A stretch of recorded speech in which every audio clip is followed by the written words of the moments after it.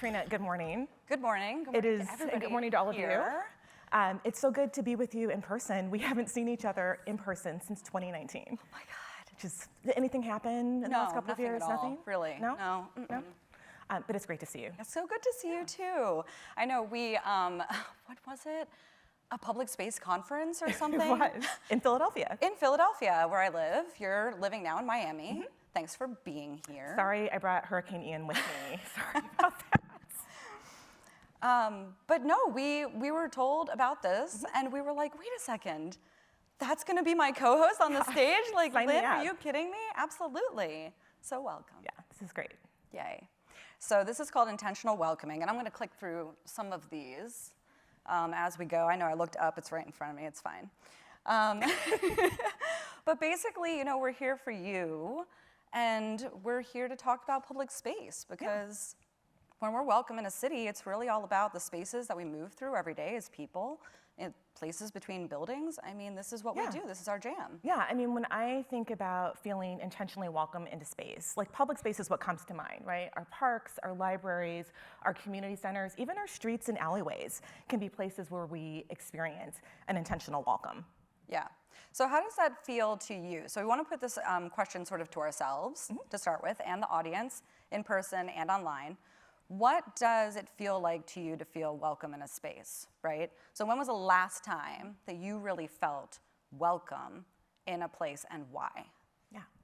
Yeah, I mean, I live in a very nature-rich environment, so I get out to public space all the time, and so it's a place where I really just feel immediately welcome. But I can also think back to lots of experiences, even from my childhood, where I felt really welcomed into community centers, really welcome into our neighborhood pool. But I wonder for the audience, just by show of hands, how many of you were able to pull up an experience where you felt like you were intentionally welcomed? Anybody? See a few hands going up. A few? Only a few. Only a few. Oh. For those of you who did not raise your hand yet, how many of you had a little trouble with that question because you're not sure that you've experienced an intentional welcome? Okay, and for the abstainers, have you just not had enough coffee? Okay, we got 100% participation. That's great. You know, I think so many people probably experience public spaces really differently in the last couple of years. And so I wonder, for those of you who were able to pull up an experience, was it something more recent, something that happened maybe during the pandemic, when I think we were all thinking about and accessing public space in a different way? Show of hands, anybody? Yeah, some people. Katrina, you and I were in very different places during the pandemic. I was in Southeast Florida, you were in Philadelphia. When I think back to the early days of the pandemic, I actually could not access some of my public spaces because our beaches and our parks were closed, and our rideshare was actually closed for a good chunk of time. But you had a really different experience in the early days in Philadelphia. I mean, I wonder if you might share a little bit of that, but also what we should take, what insights we can take from that going forward. Yeah, I used to live in New York City, and then I moved to Philly. I've been there for about 5-6 years now, even including the pandemic timing, because that sort of feels like a time warp, obviously. But you know, the city is very walkable. It's a very human scale grid.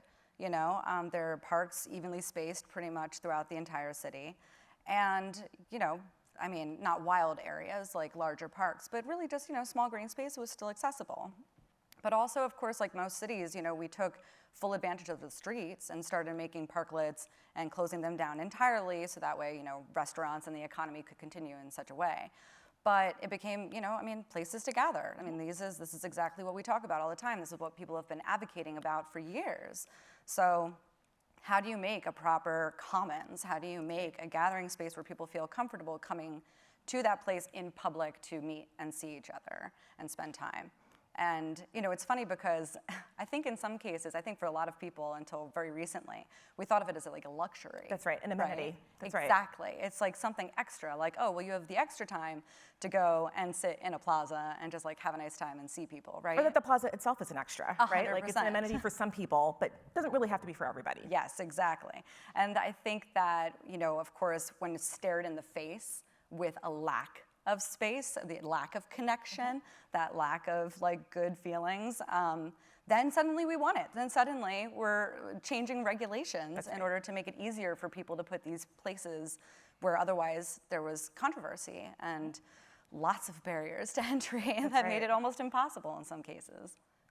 Yeah, I think that's exactly right. And I think one thing that really concerns me is that we're seeing the rolling back of some of those innovations. So, Miami and Broward County got there too, right? Like we had a lot of open streets, our beaches and our parks did reopen. We eventually got our bike share back.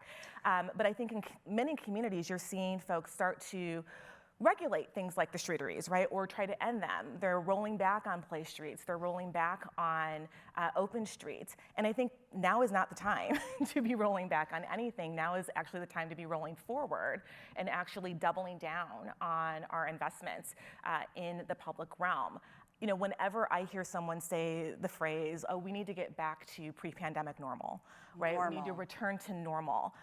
We should all be asking ourselves and asking that person, whose normal are we talking about, right? Because when I think about pre-pandemic, normal was incredibly inequitable for most people in most places, right? Just incredible inequity. And we have study after study that shows us that we are spending less time engaged civically. We're spending less time with our neighbors. We have real declines in trust. I mean, here in the US, there are studies that show a third of us don't even know our neighbors, much less spend any time with them. That's pretty scary when you think about it. We also see global trends of really steep declines in trust with government, media, medical, education, you name it. I mean, trust in government, I think, is like at an all-time global low. These things are really alarming to me. I also think as an urban planner, right, there are also like some physical and some policy aspects of this too, right? We have land use patterns still that are reinforcing residential segregation along economic and racial lines. And when you couple that, it limits our access to opportunity, but when you couple all of that with lack of investment in our public realm, it has some really terrible consequences, right? It means that we are not accessing one another. We're not interacting with one another. And human beings need connection, right? We need to both receive intentional welcome in space, but also have opportunities to give it. And when we have a built environment that makes it easier to opt out of public life rather than to opt in, it's a real problem. Yeah, and I think what you're getting at also with the pandemic rollback, and I guess, what was the benefit of giving people the opportunity to live? Right? We were able to thrive. That's right. And like being able to have like a space to go to, that's one thing. But everything is connected too, right? So, I mean, like having educational opportunities, having just safety in transportation and so forth, having the extra money necessary to do something like eat healthy food. All of these things come together through this like public realm network. That's right. That is laid over a city. That's also the kind of thing we're rolling back, and that doesn't make any sense at all because, I mean, listen, if we can do it then, we can also do it now. That's right. That's right. We should not be rolling back. We should really, like I said, we should be rolling forward. And I think we also have to remember it's not just about access to these things, right? There has to be intentionality. Equity and justice don't just sort of happen magically. They happen because we have intention behind those things. And so just having access to the public realm or access to healthy foods, access alone doesn't get us there. Access is just a precondition for the other things that we have to do to get towards equitable and just outcomes because everybody deserves a place to thrive. Yeah, everything was created. That's definitely, I think, something we easily forget. Yeah. We literally made everything. I'm an urban anthropologist also, FYI. So my brain is like, hey, human beings long-term, we've had millions of years of evolution, right? And cities have only existed for less than 10,000 years. Mm-hmm. We literally invented them and we made them one way. And then we changed that and made them a different way. And then we continued and continued and now they are the way they are today. But they could be something completely different, We literally can make the rules because we've made them up to this point. Yeah, I mean, well, and speaking of some rules, maybe we could share some core principles that folks might want to think about when they're thinking about their public realm. When they're thinking about our public realm, when they're thinking about creating intentional welcome. Maybe 3 or 4 things that folks should just really leave this conversation with and take back to their communities. Do you want to kick things off? I'll start with one for sure, and I think this is definitely, it's more of a philosophical thing, I think, but again, all of the observations, so what I do is I observe people in public spaces, right? So essentially it's like an ethnographic study of a place instead of a subculture of people. So through looking at the built environment, like some of the photos that we saw earlier, you can really infer a lot. You can actually understand a kind of a feeling of what the people are thinking and believing in that space. And of course, these are strangers doing these things, right? So it's not even necessarily that they're doing it on purpose in order to make you feel like that kind of welcome, but it's sort of like a symptom. It's like a subconscious cry, it's an indication of something else. So if you're obviously moving through the city, during the last 3 years, Black Lives Matter, portraits, just statements, expressions, the understanding that is on people's mind, that was prevalent because it was in the city. It was speaking to you. People were speaking to you in that way by putting up these images and statements. So you were reminded, and you felt a certain way, And I think, for me personally, I'm an observer, and I'm looking at people moving through these places. But how can we be participants in that? How can we come up with something that is a vision, that's collective, that's an ideal that we can work towards? And again, very kind of fuzzy sounding perhaps, but there's real principles there. That's right. Trust and love. These are not things to be taken lightly, and this is not something that's also foreign to us. That's right. At the core of the human condition is this kindness, is this connection that we see in public spaces every day. It's built in. I witness it between people and in inferred behavior, in little things left behind, right? So if we can come up with some kind of very clear vision in that way for whatever it is that we're working on, then that I think is one of the key, critical pieces and principles that we need to embody. Yeah, and I think picking up on that, Katrina, as I said, equity and justice, they can't just be the outcomes that we desire, they have to be built into the process, right? So as we think about how we create that vision, right, we have to think about an engagement strategy that's not just a sort of one-time input from folks, but one that it covers the entire life cycle of the work, right? So that we are really thinking about how we co-create and ultimately co-steward these spaces. We need a process that's really rooted in lived experience and really honors what's already there. All of these places have people, have culture, have history, and we should be having a process that really amplifies all of that. But we have to understand that the process of equity and justice is continuous, right? A lot of times I'm working with folks and they'll say, well, we want to achieve this equitable outcome and then, we're done. No.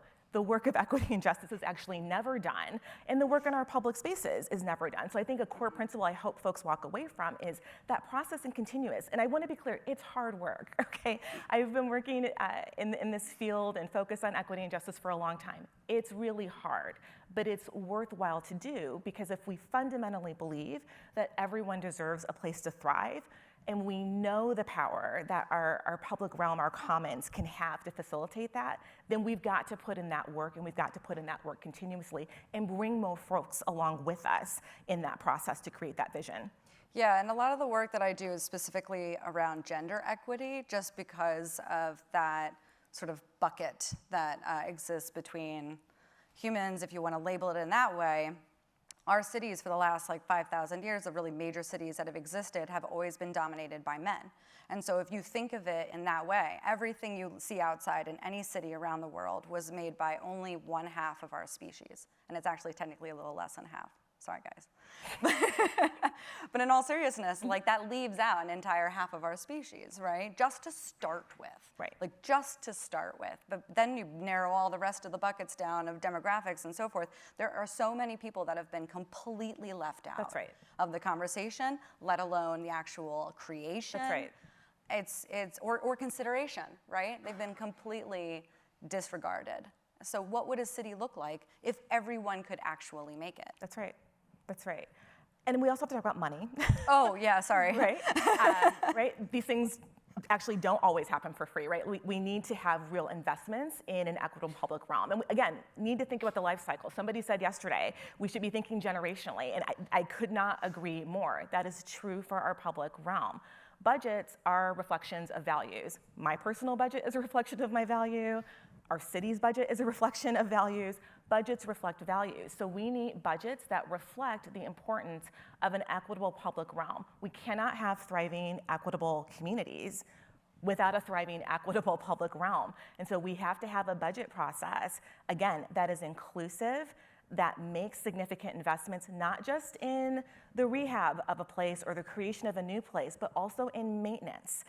Maintenance is an equity issue. How could we possibly invite someone to give or receive an intentional welcome in a library that has to close early because they can't afford the staff, in a playscape that hasn't been repaired and is actually dangerous, in a pathway to a park that isn't lit, so it's unsafe at night? All of those things are equity issues, right? And so we have to have budgets that not only reflect that we need more of these spaces, we need to rehab existing spaces and reimagine them, but also recognize we've got to maintain them over time.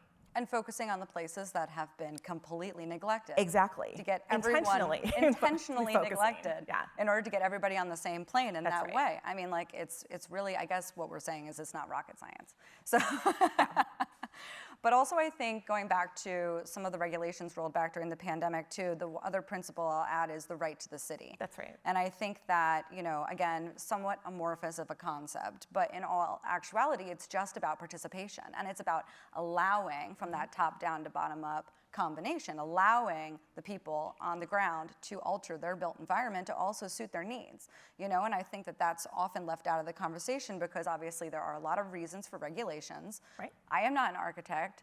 I should not design a building. Like, if I designed a building, it would not be good. We would all die.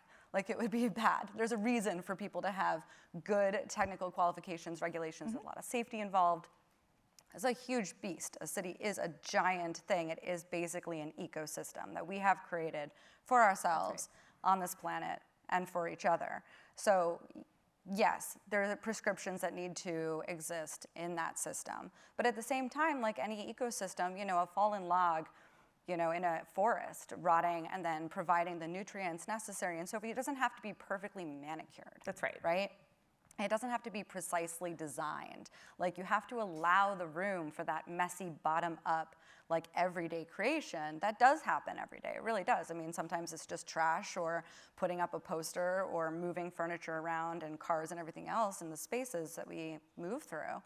But at the same time, I mean, why can't I turn, you know, this lot into a community garden where none exists, right? That's right. Why can't there be some kind of parklet in this parking space? Because that is a better use of space than cars in our environment, right? Yeah.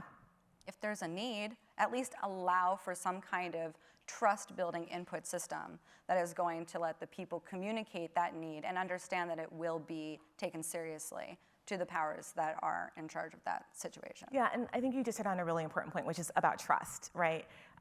One of the great powers of our public realm is that we can build trust there, and not just with people we already know, our neighbors, our family, our friends, but with people we don't know. And that's the right? point. And that is the point, actually, right? Is that we will meet people who may, on the surface, seem really different from us, but we can interact with them. We can have shared experiences. We can build that trust with them. And why does that matter? Obviously, for interpersonal relationships, but trust is the fundamental building block for our society, right? It is fundamental for people's ability to democratically participate in their community. We have to have it, and so we need these spaces and the investment in these spaces that really allows for that. And I think the other point that you really touched on is remembering context, right? What looks messy to you may look perfectly fine to me, and vice versa. Context matters, right? There is history, there's culture, there's people, there are experiences that are unique to each of these places. And so I think it's really great to be inspired by work we see from other places and from other folks in our field, but always important to bring that home and think about, what's the process here? What's the experience here? What's the lived experience in this place? And how do we adapt that? That said, I think there are lots of national organizations and efforts and hyper-local efforts that are worth looking at, because I think there's something not only in the outcomes there, but also in the process that matters. For me, I think about efforts like Black Space here in New York, also nationally, because they've started working elsewhere. Reimagining the Civic Commons, which is an initiative I've been a part of for a number of years. IOB, Citizen University, but also hyperlocal efforts, right? Like the 11th Street Bridge Project Park in DC, or the Underline in Miami. Or the community fridge around the corner from your house. Exactly. These are all efforts, right, that are intentionally bringing folks back together. And I think we are just about out of time, so maybe we just want to close with a final idea or note. Yeah, I would just say I think that we need to keep the inspiration going. So yes, there's a lot of problems. There's a bridge, there's a gap to bridge. There's a huge divide. There are a lot of struggles, money, investment, and so forth. But I really want to stress that optimism because, again, we've done everything. Everything is possible. So we can literally do the impossible. It's just an opinion, really. I think that's right. And I would say, we've talked a lot about human connection. We're built for human connection. But the other piece of that is social responsibility, right? I have a social responsibility to Kartina, not because I know her, but because we're human beings sharing this space. Yes. I have a social responsibility to all of you, not because I've met all of you, but because we're human beings sharing this space. One of the things that really concerned me during the pandemic is a rise to this idea that social responsibility is some form of oppression. It is not. Saying hello to a stranger, checking on a neighbor, wearing a mask in a crowded area, none of those things are oppression. They are expressions of care, they are expressions of intentional welcome, and they are expressions of connection. And that's what we need to be focused on. And now I'm very verklempt, so I'm gonna go. Kartina, this has been great to share this space with Sharing you. the space. And thank you to all of you, and thank you to Resonance Group for having us. Thank you, everybody. Thank you. Thank you, Lynn. Thank you.